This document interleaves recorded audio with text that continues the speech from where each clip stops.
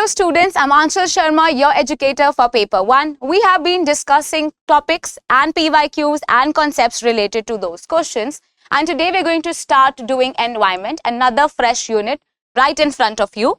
Before jumping directly into the questions, I have one current affair for you. So this is the CCPI Index 2023 and this is the ranking that we're going to talk about, which is the ranking that India is holding. So they can ask you this question. So the CCPI index in 2022 also it came, and in 2023 this becomes relevant. India has climbed 2 spots to now at the position 8, right? So out of 63 countries, now we are jumping towards the rank 8th here in the CCPI. What is CCPI? It is the Climate Change Performance Index 2023. So the improvement in the rank is the result of what? It is the result of India's low emission and also increase use of renewable energy. So as we promised in the Panchamrit also, we are going to use a lot of initiatives to carry forward the renewable energy. We are actually doing that, and here we saw low emissions, so the rank improved. So the Climate Change Performance Index comes with a set of objectives. It started to be published since, and it is being published since 2005. The aim is to enhance the transparency of the international climate politics, and also it looks which individual country is performing the best on the basis of the climate protection efforts and the progress that we have to take. So individually, which country is taking the best efforts? This is what this index is seeing. So the Climate Change Performance Index highlights some key features. The ranking in this report is given by the non-governmental organization on the basis of how well the country is performing and doing their half on the base for the pollution that we are seeing. So in Paris Agreement, we saw that we came up with this proposal that the emission level should, because it was increasing more than 3 degrees Celsius, we said that it should be 2 degrees Celsius and preferably it should be 1.5 degrees Celsius. So this is what they are saying. So the initial aspect was to keep the level to 1.5 degrees Celsius, and basically this is the goal, so that the climatic conditions are favorable. And this is what this index is observing. Which country is performing the best to keep the climate change in control? So the report leaves the first 3 places. There is no country who is at the top 3 places because none of them were performing well. The report leaves the first 3 places in the ranking empty, as no country has performed well enough in the index category to achieve overall high categories. But the report puts Denmark, you should remember, Denmark at the 4th place, followed by Sweden, right? Then China is also the world's biggest polluter. It fell to 13 places, that is to 51st rank in the CCPI 2022. It also received an overall very low ranking due to the plans of the new coal-fired power plants, because of which China is not performing good. So United States rose by 3 ranks to 52nd, then Iran 63, Saudi Arabia 62nd, and then Kazakhstan to 61 were actually seen they were performing worse. Since the last Climate Change Performance Index, India has adopted a lot of NDCs, that is called as they are called as the nationally determined contribution. They are basically, these contributions are the set of rules that we will follow so that we can prevent our climate from being changed. So climate change ke liye we are coming up with some rules and regulations, and they are called as the NDCs. All of these NDCs are basically the heart of the Paris Agreement, and they were announced, and this was also announced by India, that there will be net zero target by 2070. This is also a PYQ, hence it becomes important for us. So what is net zero now? So net zero means achieving the balance between the greenhouse gases put into the atmosphere and taken out of it. So we said in the Panchamrit also that, and in the NDCs, that we will try to use more and more renewable energy, and also there would be net zero emission. This net zero means the more amount of the greenhouse gases we are emitting in the atmosphere, the more we'll try to absorb as well. So there would be a zero effect created. That is zero emission. The report has fourth noticed that India is among the 9 countries responsible for 90% of the global coal production. It also plans to increase the growth of the oil and the gas production by over 5% till 2030, right? So these were a few things that you should know. And now we have the first question. So how many missions are there under the Climate Action Plan of Government of India? So how many climate action plans are there?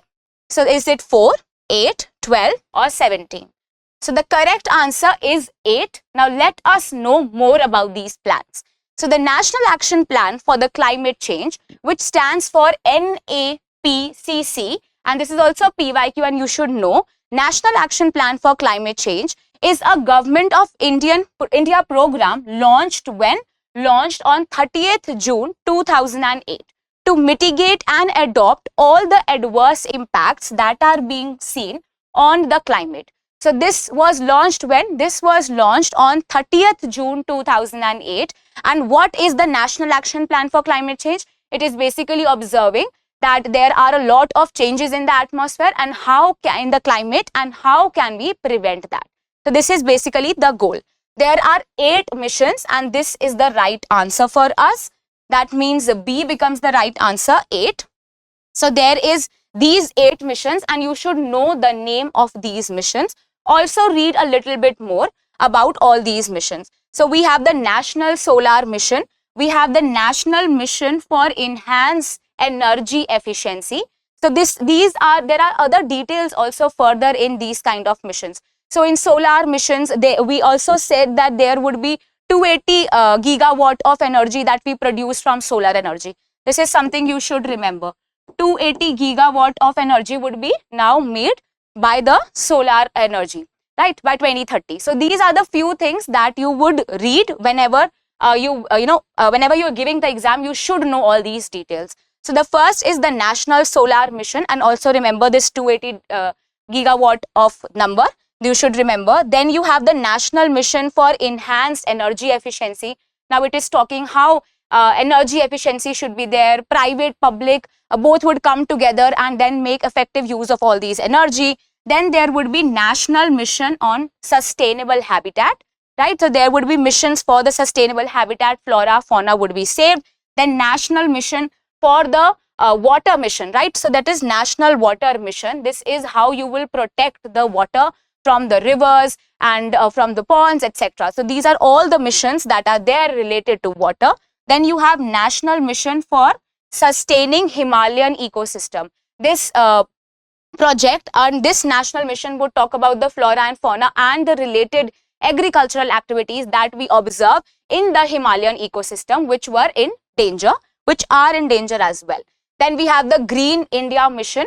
Then we have the National Mission for Sustainable Agriculture, and at the end we have the National Mission on the Strategic Knowledge for Climate Change. So hence there are 8 missions under the Climate Action Plan of Government of India. The Department of Science and Technology, that is the Ministry of Science and Technology, has entrusted that they will be coordinating between these 2 missions. And what all are these 2 missions? Out of 8, 2 would be handled by the Ministry of Science and Technology. These are these 2 missions. National Mission for Sustaining Himalayan Ecosystem, that stands for NMSHE. You should also look at the full forms because they can ask you in the paper. Then there is National Mission on Strategic Knowledge for Climate Change, right? Then we have another question. Now this is a very, very important question. In the other coming videos also, I will be discussing with you all the Sustainable Development Goals in greater detail. But right now I came up with this question so that I can give you this homework. Read all the Sustainable Development Goals. You should know all the SDGs. Also this time they ask targets now. So you should know all the targets also. I'll be coming with one video in which we'll be discussing questions related to SDG goals. But right now we are discussing about goal 7. So by the year 2030, Sustainable Development Goal 7 aims at enhancing the global rate of improvement in energy efficiency by a factor of what? Right? So we all know that the goal 7 that we're talking about is talking about enhancing the and improving the global rate of energy efficiency. That is clear. But now they're also asking about the targets. This means that we have to go one step further to know all these answers. So I would read the question again. By the year 2030, Sustainable Development Goal 7 aims at enhancing the global rate of improvement in energy efficiency by a factor of 2, 3, 4 or 5. And the right answer is A for us. That means 2. Let us read more about it. So we have a goal 7. So goal 7 says that by 2030, ensure that there is universal access to affordable, reliable and modern energy services. So by 2030, you are using all the affordable and all the reliable modern environmental services that are available. By 2030, increase substantially the share of the renewable energy in the global energy mix. So they are saying that now you have to use more and more energy that is captured by the renewable energy. By 2030, double. See this.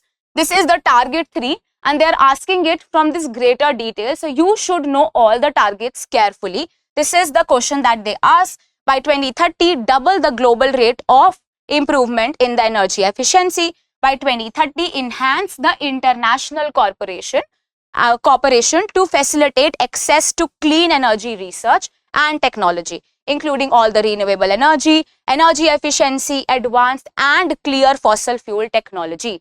So what is this point? They are saying that you have to promote more and more investment, more and more research, more and more international cooperation so that you can work more on the fossil fuels, more on renewable energy and more on energy efficiency. Now they want that energy should be made out of renewable energy and we should have good technology to make use of this kind of energy. By 2030, expand the infrastructure so that you can use the renewable energy to their full extent, to upgrade the technology for supplying the modern and sustainable energy services.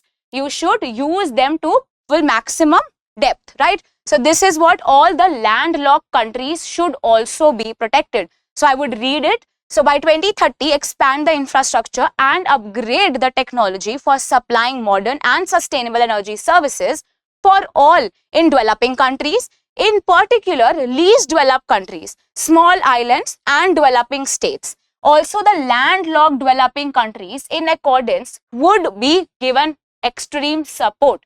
So they are saying that not only big countries, not only developing or developed countries should be supported. It is the landlocked country. What is the landlocked countries? These are the countries that are surrounded by water from all the sides, which is because of which the trade becomes difficult. So these countries or these countries where trading becomes difficult, these countries, small islands should be the focus now. So all of these things are talked by your goal 7. So now there are about 17 goals. In the coming videos, we'll be discussing that.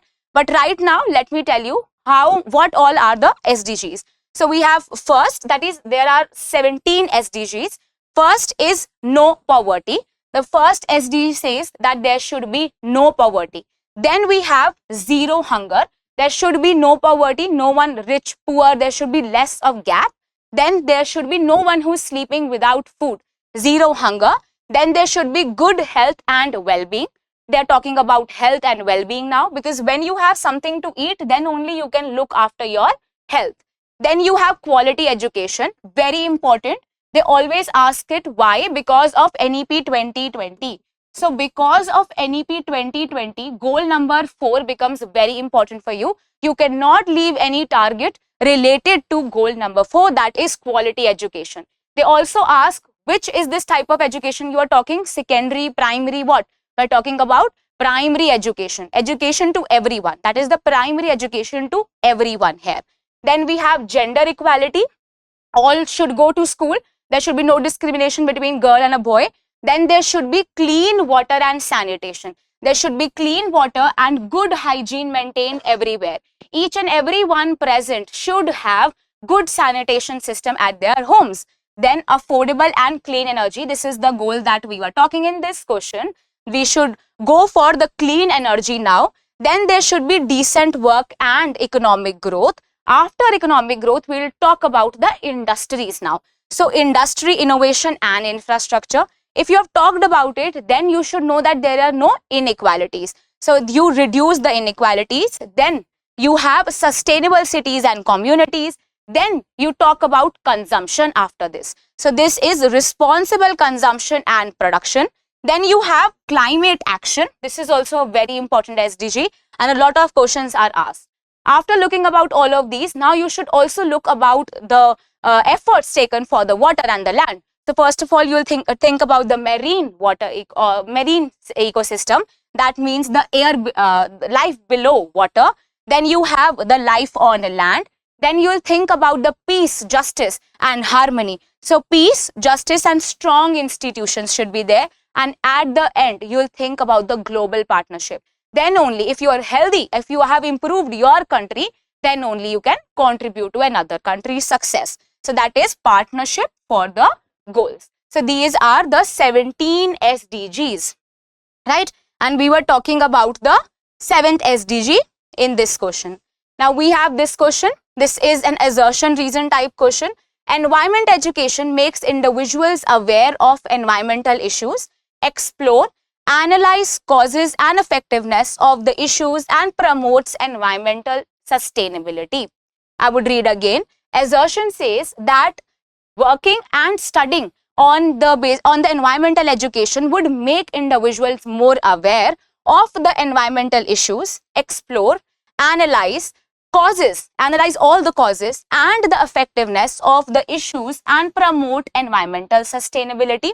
Then we have a reason. It is very essential to think and act creatively to become technically capable and trained to approach environmental issues in a proactive manner. So this is the reason. Let us see. These are the options for you. The right answer is A, that both A and R are correct, and R is the correct explanation. Now let us read first the reason again.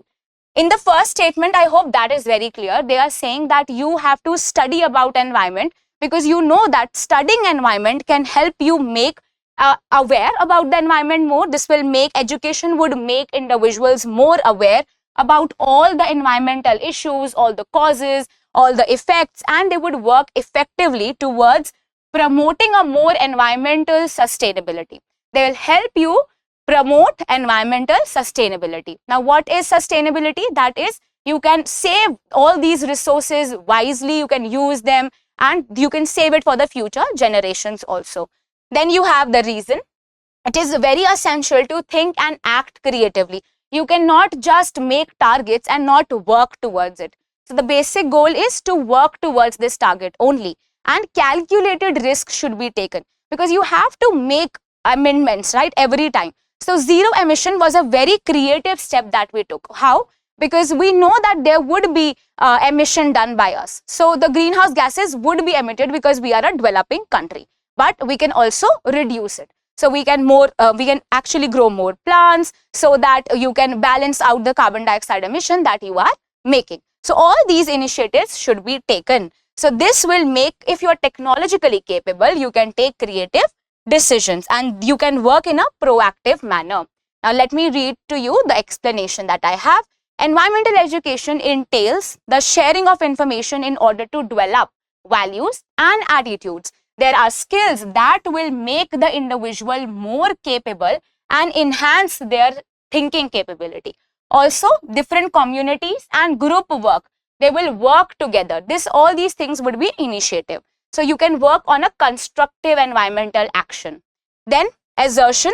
So the environmental education makes individual aware of their environmental issues, explores and analyze the causes and the effects. Environmental education is a method of allowing people to learn about the environmental issues, solve problems and actually improve themselves. So if you don't know the faults, how can you improve yourself? So that is why environmental education is also included in our syllabuses. Then we have individuals who can become better when and can actually face all these environmental changes if they are well aware. So individuals have a better grasp over all the environmental challenges and the ability because they are educated, and the better actions can be taken. Environmental awareness will make them more sensitive. as well as the environmental, all the challenges that are being thrown towards them will even change their attitudes and will motivate them. This will enhance the environmental values also and the quality of the environment also. Then this says that A is correct. Now reason, it is very essential to think and act creatively so that you can take decisions and you can come to a proactive manner of taking decisions. So this says that the environmental education does not promote only a specific point of view of action.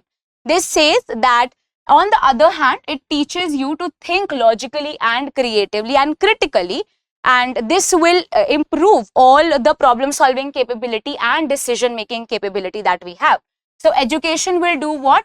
Education will help you to change yourself, change your thinking. There would be a heuristic type of thinking and there would be problem solving. That means we are on the reflective level. You should know this also.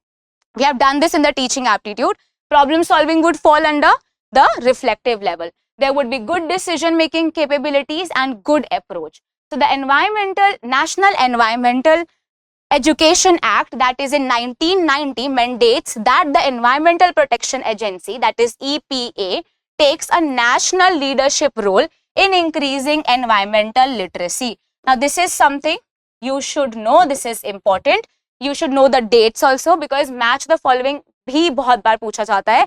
They can ask that the National Environmental Education Act was launched when. So you should know it was launched, this came into force in 1990, and it mandates that the Environmental Protection Agency would take more and more steps to educate the people in our country, and there would be environmental literacy. Hence, R is also correct, right?